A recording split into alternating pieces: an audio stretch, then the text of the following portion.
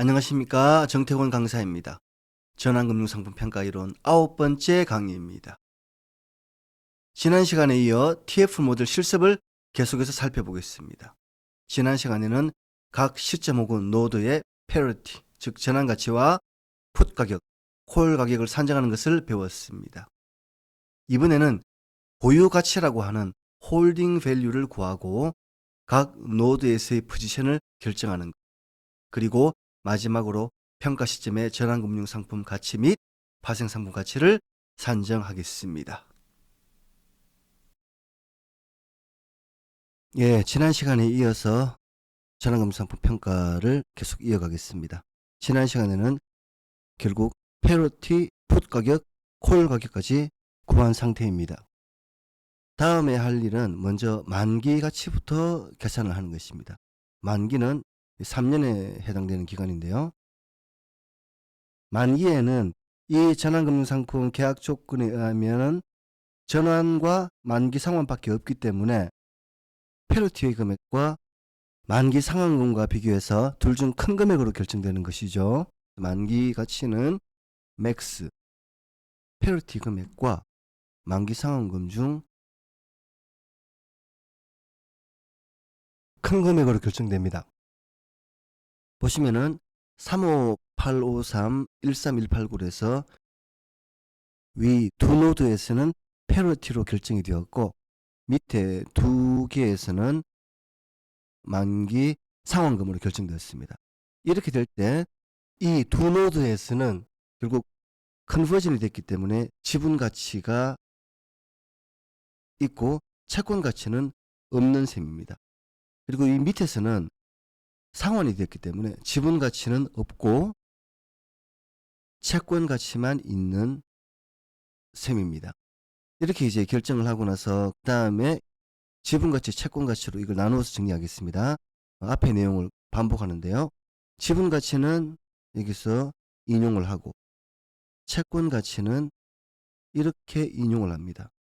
TF 모델은 지분 가치와 채권 가치를 이제 각각 계산한 다음에 합을 해서 전체 가치를 구하는 방식입니다. 이렇게 3노드, 마지막 노드 만기 시점에 이제 가치를 구해봤는데요. 만기 시점의 포지션은 어떻게 될까요? 이 상황에서 위에서는 컨버전이 일어났고 밑에서는 이제 만기 상환이 일어났기 때문에 여기는 컨버전으로 입력할 수 있습니다. 그리고 밑에는 redemption이라고 입력할 수 있을 거예요. 이렇게 해서 만기 시점의 가치도 구했고 만기 시점의 이제 포지션도 구해 보았습니다. 그 다음에 이제 만기 이전 210 기간의 가치를 구해야 되는데요. 이때는 홀딩 밸류라고 하는 보유 가치를 구해야 합니다. 자, 먼저 지분 가치의 홀딩 밸류는 다음 노드, 기대되는 다음 노드의 현금 흐름을 현재 가치로 할인하는 거거든요. 보유할 때에는 그 다음 현금 흐름이 발생하는 것이기 때문에 그 로직에 의해서 자, 이 셀은 위에 있는 이 셀과 동일한 상태를 의미합니다. 가격이 오를 때는 이 셀, 내릴 때는 이 셀이기 때문에 여기에서 가격이 오를 때 확률을 위험 중립 확률 쓰고 밑에 칸에서 1 마이너스 위험 중립 확률을 씁니다. 그렇게 한 다음에 이제 한 시점 후에 가치이므로 현재 가치로 할인을 합니다. 자, 연속 복리 계산에 의해서 exponential 마이너스 0.02죠. 이 방식 이렇게 계산을 하게 되는데 이 계산을 앞으로 계속 이제 사용하기 때문에 고정을 시킵시다. 셀 고정을 시켜서 이렇게 합니다. 자, 이것을 나머지 칸까지 다 일단은 미리 계산을 해 놓읍시다. 그리고 이제 채권도 같은 방식으로 계산하는데요. 자, 보겠습니다. 채권 제가 이렇게 수식을 먼저 복사했습니다. 채권 가치도 이 채권 가치로부터 이제 현금 흐름이 형성되는 거기 때문에 다음 기에 채권 현금 흐름을 할인하는데 할인하는 이자율은 위험이자율이 되는 셈입니다. 이렇게 계산을 하면 되는 거예요. 이렇게 해서 자 똑같이 값을 복사해서 붙입니다. 이렇게 계산하는데 여기서 중요한 것이 있습니다. 채권의 보유 가치를 계산할 때는 채권 보유하고 있을 때는 액면이자를 받을 수 있는 거거든요. 그래서 그 노드 시점의 액면이자를 합해 주어야 합니다. 그래서 여기는 이제 이 기간이기 때문에 2.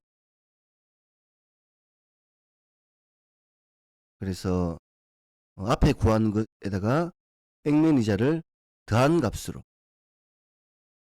여기 밸류가 된 것은 위에 숫자가 아니고 글자가 와서 요거는 지워주면 되죠. 그래서 홀딩 밸류를 이렇게 구합니다.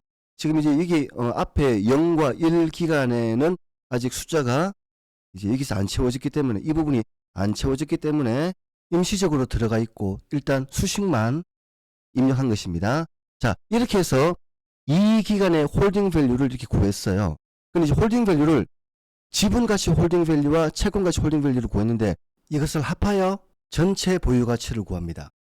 전체 보유 가치는 이것 플러스 이것으로 이렇게 계산합니다.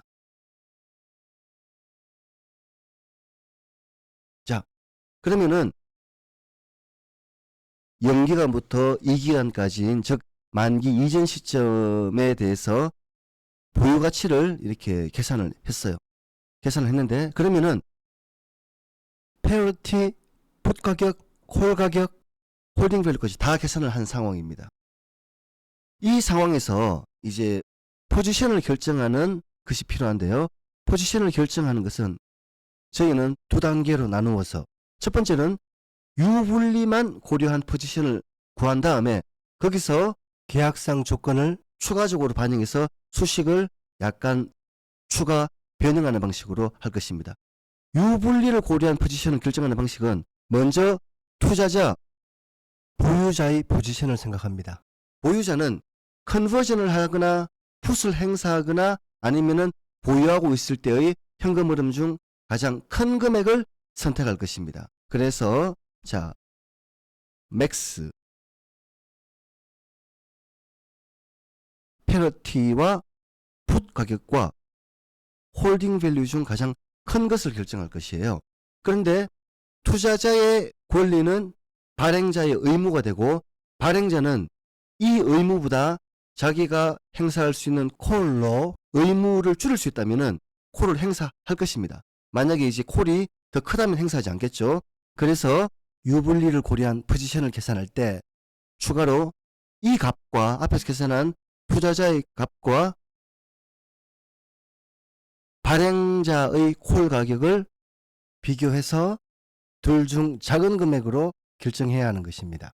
이렇게 계산해서 이제 쭉 수식을 복사할 것인데 이제 계속 사용하기 위해서 달러 표시를 제가 하겠습니다.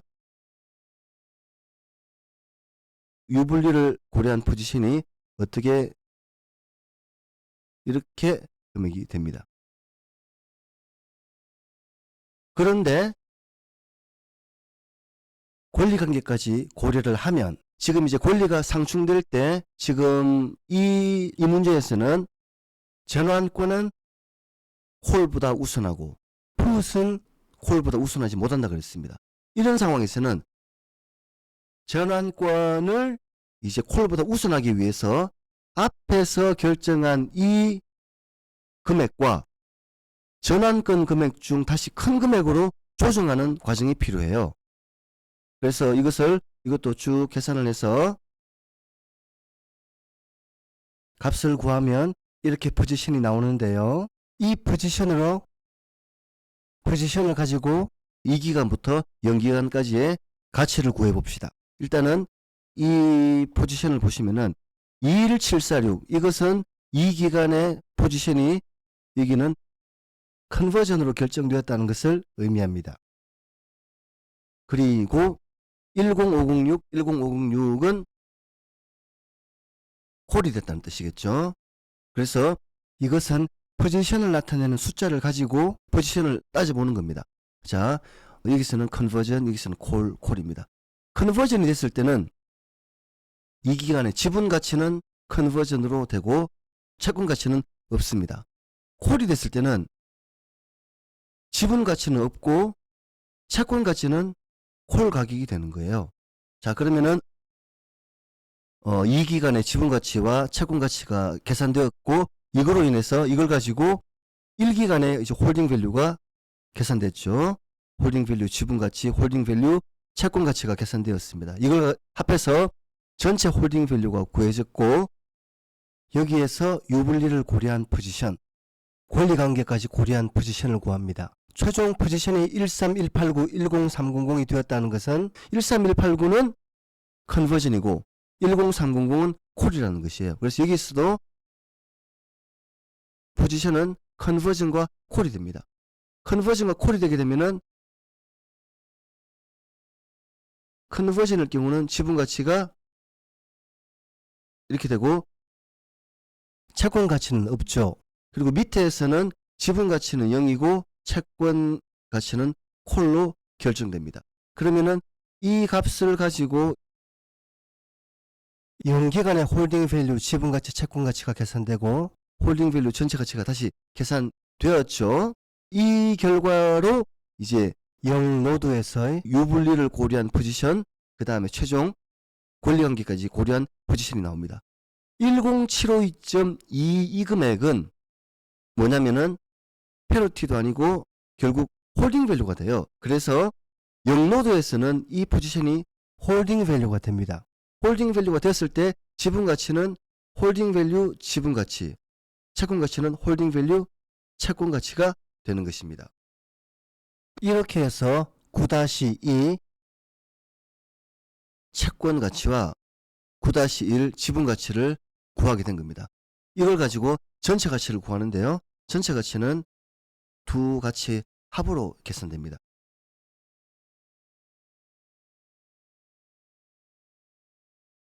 이렇게 전체 가치가 계산되었는데요.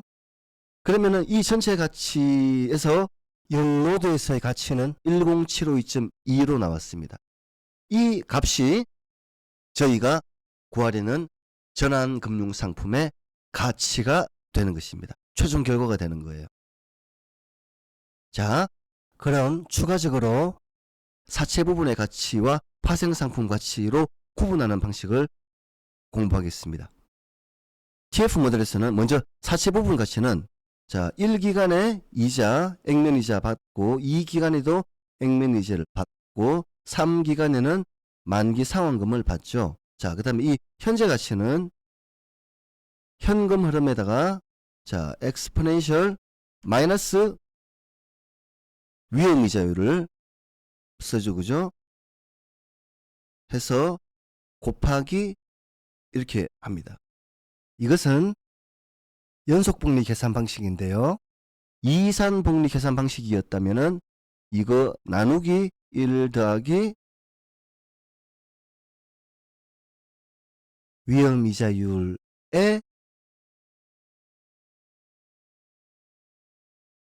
위험이자율로 바꿔서 수식을 걸겠습니다. 그러면 약간 차이가 납니다. 근데 저희는 연속복리 계산 방식으로 계산을 해야 합니다. 주어진 수익률이 연속복리 수익률이기 때문이죠. 계산을 하게 되면은 2기간, 3기간까지 계산해서 전체 일반 사채 부분의 가치는 8588.8이 나옵니다. 예, 그럼 이제 전체 전환금융상품 가치에서 일반 사채 부분 가치를 빼서 전환권 풋콜의 가치를 구합니다. 전환권 풋콜은 복합적으로 영향을 미쳐서 이제 하나의 파생상품으로 이해하시면 될 거예요. 그러면 이 가치는 전체 가치 빼기 사채 부분 가치 해서 2163.44라는 금액이 나옵니다. 이 금액이 이제 콜과 풋과 자, 컨버전의 가치를 합계한 금액이 되는 것입니다. 자, 여기서 이제 회계 처리를 하면 액면 발행이 되었기 때문에 발행 금액을 쓰고요. 파생 부채를 먼저 인식합니다. 일반 사채 부분은 상가 그 원가 부채는 잔여가액으로 발행가에게서 파생상품 부채를 뺀 금액으로 결정된다고 이해하시면 되겠습니다.